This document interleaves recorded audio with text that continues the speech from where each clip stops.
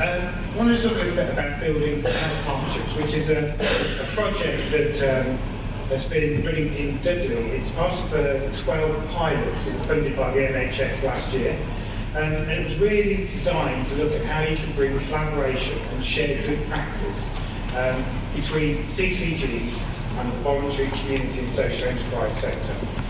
Within Dudley, that fitted two of the main providers there. So you're looking at Dudley CCG and you're looking at Dudley CDS as well. And the idea was around saying how can we bring innovation, collaboration and development within the sector, share those really good practices that are going on, but also start to build collaborative work. And this is where we kind of link to some of the work that I've been doing at Summit House with Suzanne. And that was really about identifying good practice, encouraging partnership working. And from the Building Health Partnership scheme, there was two main funded schemes that started to be emerged. Just a small amount of seed funding to develop those project ideas. One of them is PSIAMS, which I'll talk about in a second. And the other one is around the Community Information Directory. And Community Information Directory is a resource, it's an online resource that directs people to services from the voluntary community sector that can be of help to GPs, hospitals, other service providers, individuals who want to find information about how to get support and help. One of the kind of most interesting developments I think that came from that was around PSIAMS work. And PSIAMS stands for Personal Social Impact Action Measurement System. So we shortened it because it's a bit of a mouthful, keep saying that all the time. And how PSIAMS works is it's a whole customer intervention system. So the idea is when an individual is working with a customer, maybe in a charity, or maybe a GP surgery, or a hospital, or any other area where you work one-to-one with people, how you can start to develop a way in which you can measure the impact of the work you do. So PSIAMS does this in a number of ways. And it's quite clever how it actually pulls all of this together. And I'll go through some of the slides in a second to talk about that. But this project's been really moving forward in Dudley quite a lot in the last, probably the last 8 to 9 months. And we've got a number of organisations that have started to use this. So we're ranging from people like Age UK in Dudley to Chad Housing, Chad Housing in Dudley Mine. So a whole range of people have started to use this as a way of measuring. And how it works is, it basically does a number of things. It will tell you the distance travelled by the customer. So when someone comes into service with you, what you've done with them over the time, and when a person either leaves the service or continues with your service, you can measure what's happened with that person over the time.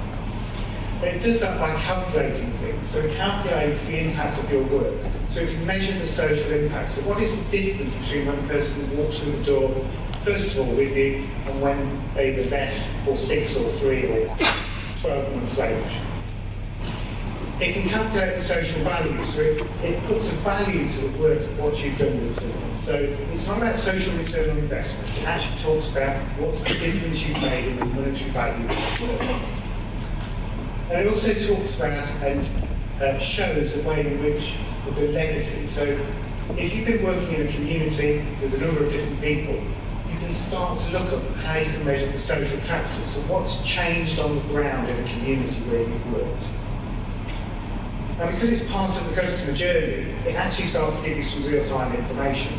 So you can actually look to see what's happening week by week, month by month, quarter by quarter, with individuals and with groups of people. It also helps staff pathway people through to other services. So one of the things that we've been looking at in Dudley is linking this to the Community Information Directory. So if you're working with, if you're say, a guidance worker and you're working with an individual and you're looking at how you can support someone, based on the measurement and calculation of the results that you get, it can actually signpost you to the appropriate organisation, but also at the level of support that person needs, rather than just saying, actually go and bring this person and they'll be able to help you at this organisation.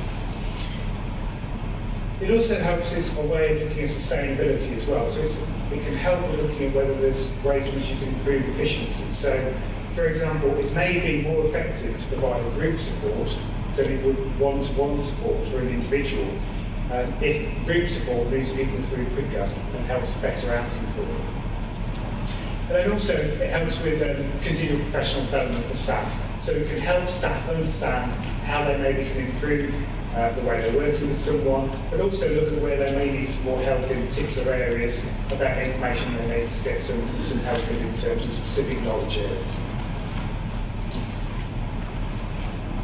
In terms of social impact, how PSIAMS works is it looks at applying a measurement at different parts of a person and gives a score and action plan. So that's very useful to an individual, a guidance worker who wants to work with someone about what to do with them. Because it's measured quarterly or at regular periods during the time we work with someone, we start to track the personal growth of someone. But it also starts to help move people forward. So one of the things that's really interesting is we've started to look at how we can link it to personalised budgets, how can we do social prescribing. So as a tool, as an incentive way of moving people forward to start making that journey to being self-reliant and self-sustaining, there's ways in which you can use personalised budgets or social prescribing to help you do that. And another thing about science is that it kind of looks at someone as being 100% self-sufficient. So if you imagine when someone first comes into your service, they maybe need some help with housing, they might need some help with sexual health services or finance. Those gaps need to be filled. So if you think of someone as being 100%, you start to be able to apply a measure of what needs to be filled. So in terms of work we're doing with Summit House, these are the needs assessment areas that they measure. So when someone comes through the door at Summit House, they don't just look at the presenting issue, the reason why someone comes through the door. So Summit House do a lot of work in terms of drugs and alcohol recovery, and sexual health services and LGBT work. So if you look at this, sexual health and drugs and alcohol are measured, but mental health, housing, finance, offending, safety, education, physical health and employment. All of those things are measured because that's what makes up the Summit House, that whole person they're supporting.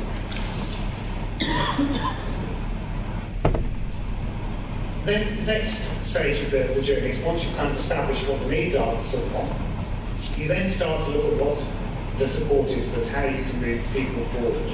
So again, with PSIAMS, it's not about maintaining people to be in the same place, it's about moving people forward to being self-sustaining.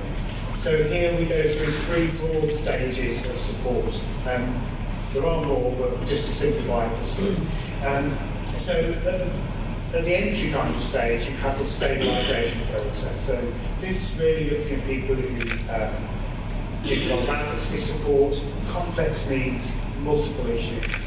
Highly dependent on the organisation or the thing that's holding them back. So perhaps if it's substance misuse, then they're highly dependent on the thing that's holding them back in terms of drugs and alcohol. And they have little social capital, so they're not giving back anything to society. In fact, they're probably even taking from society that they're supporting in terms of community. And there tends to be a higher risk in those areas of need. Working with an individual, you move them forward using the PSIAMS system so that you take them towards an area of transition, so people start to get engaged in their own development, and ultimately towards empowerment. So people start to be self-sustaining, making their own independent decisions, building social capital. What we think about here is the next stage of that is where people might look at volunteering, setting up a social enterprise, giving something back to their communities so there's a positive impact back in their local community. In terms of social value, as I mentioned, it's not social return on investment it measures, but it measures what's changed in terms of a value. So it looks at what's the cost of that person to society when they first come into service, and then says what's changed afterwards. Because you can do that in real time, you can see what's happening over a period of time. I think social return on investment is great, but I think that the difficulty is that sometimes it only gives you the snapshot of what you've done with an individual or with people at a particular time. This gives you something over a period of time, which is quite interesting, a different way of looking at it. And also this information is really useful to commissioners, it's useful to funders, it's useful to organisations to say, actually we're not just talking about the journey of this person, we're also talking about the value of this person's bringing in terms of their changing behaviour and their support. So the individual themselves can understand how they're contributing to that as well. We have a way of kind of bringing all of this together as well. So if commissioners in the room, I think sometimes it's very difficult for you to understand what changes you're seeing on the ground in terms of when you're working with people, in terms of when you're funding organisations to do something. I hope this helps, and certainly in terms of the CCG in Dudley, they've seen this as being quite an interesting way of looking at this. So with the social capital card, we have two levels. At the bottom, in those multicoloured discs, you have month one, which is when someone first came into service. This is an example of Fred. When he came into service, he had two areas that were in a stabilisation, really critical, complex needs. They were finance and employment. And they were really holding him back from moving forward in terms of everything else that was on. But when you look at him as a whole person, you'd probably think, well, actually, he's reasonably functioning quite well, but these two things were really difficult for him. So he was at this, what we kind of term a sort of transition phase in terms of the whole person. And scoring around about 75%. So if we think about that whole person, we think about them being completely full, it's 75% full. So it was someone else's job to fill that 25%.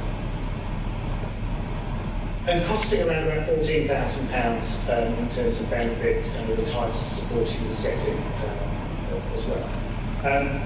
Over time, over the 12 months, to come back and revisit them, no areas of support needed anymore.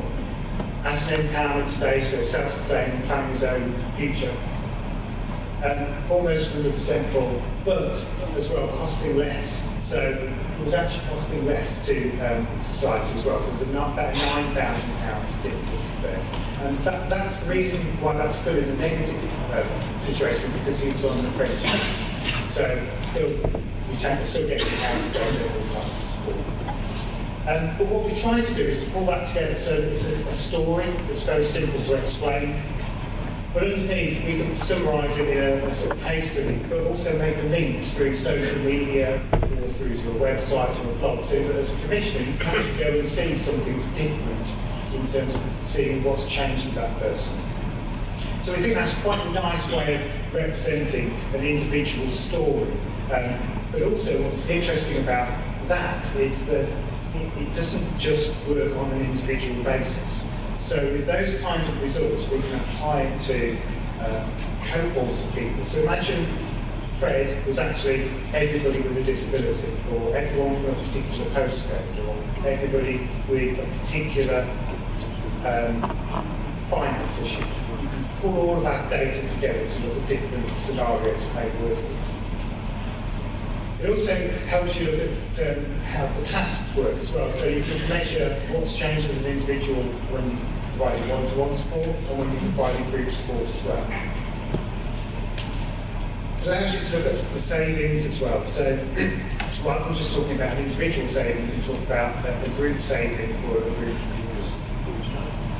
What's really interesting, and what we've started to do a lot more in summits and now in some of the other pilot areas, is we've started to actually map some of this information onto physical maps. And that's where we've started to see some really, really interesting work. And this is where we're kind of starting to get some more investment. So I'm really pleased that the CCG have invested money into PSIAMS to allow us to develop it further. Some of the things that we're going to be looking around is around mapping some of the things that we're finding. And because there are a number of organisations that are going to be using PSIAMS in Dudley, we're not just going to be mapping one organisation, we're going to be multiple mapping different things. And that's going to provide us with some absolutely fantastic resources and some absolutely fantastic information for us to plan services further. And I'm going to ask Suzanne to pop up now, just kind of explain a little bit more about how Summit have been using PSIAMS and some of those benefits. You're going to have to stay here, don't you? I need to move the slides, so I'm really can't multitask that well. I was really pleased when Mark asked us to come up and asked me to talk to you about Summit House support. Obviously, most of the time in our little slot has been taken up science, which is fantastic, but I just wanted an opportunity to not only a bit of shameless self-promotion for our charity, but also to sort of put a human element onto the social value measurement that Mark's already told you about. Now for the shameless self-promotion. We are Summit House support. We work across Dudley and Sandwell. We promote health and wellbeing, recovery and LGBTQ. For those of you who wonder what the Q stands for, it's questioning. So it's people who are in the process of questioning what their sexual orientation is going to be in the future. We also work with carers of all those groups, and we also work with hard to reach groups at risk of HIV, MSM, that's mainly our sexual men and mainly communities. We provide community-based point of care testing, and in the last 4 years or so, we've done recovery with people in recovery from addictions to drug and alcohol for Dudley and Sandwell, and we also deliver criminal justice interventions in Sandwell. As well as that, we do training awareness of our day-to-day events across both boroughs, and we recently, to the changes that affected us all, we did have a little contract in Birmingham as well that goes back many years. The LGBTQ group also has a young person side to it called Unique, and we provide a range of interventions across all those client groups that go towards enabling customers to reach their full potential. Last year we celebrated 21 years of Summit House. Our funding's continually risen slowly over the years, as has our client base, and it's widened and broadened. So we think we might be doing something right. Even before the social impact came into force, we'd always promoted resilience and encouraged our customers to become self-sustaining. And whenever we do a recruitment, we always do an internal recruitment first, because we feel that we want to take advantage of the experts by experience, which are our client group. But really, I want to talk to you about Chris. Do you want to go back to it?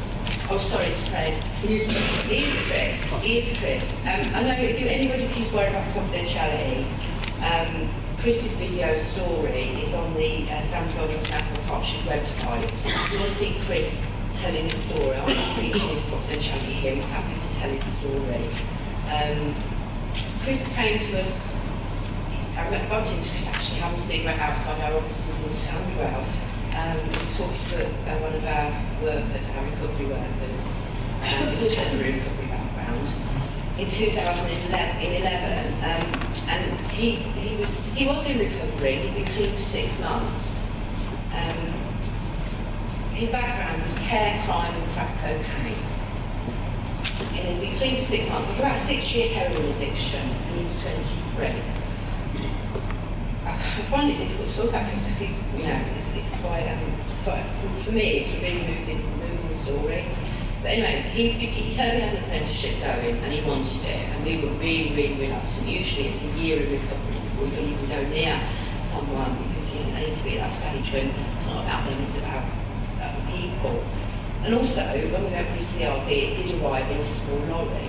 So there was lots of issues for us. It was a big risk for us, but it was a bigger risk for Chris, because if we set Chris up to fail, Chris wasn't ready, and we put him in a position, we set him up to fail. For us, we use an apprentice. Chris is back on heroin or crack, that's the risk. Anyway, we went with it. I did have doubts though, because being a bit prejudiced, he was a bit young and he hadn't been in recovery long. So, but anyway, he flew through his apprenticeship and his MVQ, and he became a really trusted member of the team. He was an apprentice with us for about 18 months, a year, I think it was about a year, and then about a year in, we got a post came up, we got some funding for a post, and he went for that post, and he got it on merit. He was up against other people, he didn't just get it because it was Chris and we loved it. He got it on merit because the way he presented himself at interview, the way he prepared, he was so nervous when he went into interview, but he did so well. When he took on his job with us as a key worker for vulnerable adults, he worked across all the disciplines, he worked across HIV, he did point of care testing, he worked with the LGBT youth group, he used to go into the men's health club in the Dudley Borough and do the sauna sessions there. And it was really eye-opening for him. He used to do all our events, he used to go and talk to people, and he was just a good all-rounder. He wasn't just a one-trick pony. He's a little bit OCD, I've got to say. I've never seen such a clean and tidy desk. Oh, sorry, right, okay. And then he ended up running a criminal justice intervention course called Compass in Sandwell. And in the year that he was running it, he reduced the reoffending rates from that group, from a national programme level of 29.6% to 4.5%. And he took Sandwell up to the second best authority for reoffending from a previous position. I think they were 12. I might be wrong about it, but they were pretty low down the scale. So Chris worked with compassion and tough love with our customers. Coming from that world, he knew all the scams. He couldn't pull the wool over his eyes, and he could not pull the wool over his eyes. But we were then in the sob story, but he was hardcore, he wouldn't have it. But he was really respected, and he had enormous success in ensuring that the people that he worked with stayed abstinent. Because he's a living example of that way forward. And our 87 active customers in recovery over 12 months, only 8 went back into treatment. Only 8 million back into treatment, and that is incredibly high. He's also got family now as well, which is what he always wanted, over and head up, and he always wanted his own family. So he's got a little girl now who's beautiful. And he's unfortunately, he left us and got a better job. And I'm really gutted by that. But we're working in partnership with providers now. He still works in recovery, but he works with Cranston now. He got a better salary, which obviously he's got a family, he's got to think of himself. He'll have a much bigger career trajectory going to Cranston. He didn't want to leave us, and we didn't want to let him go, but that's the way it goes. So who knows where he's going to end up. And I think, and that's the point, and I think that for me is social value.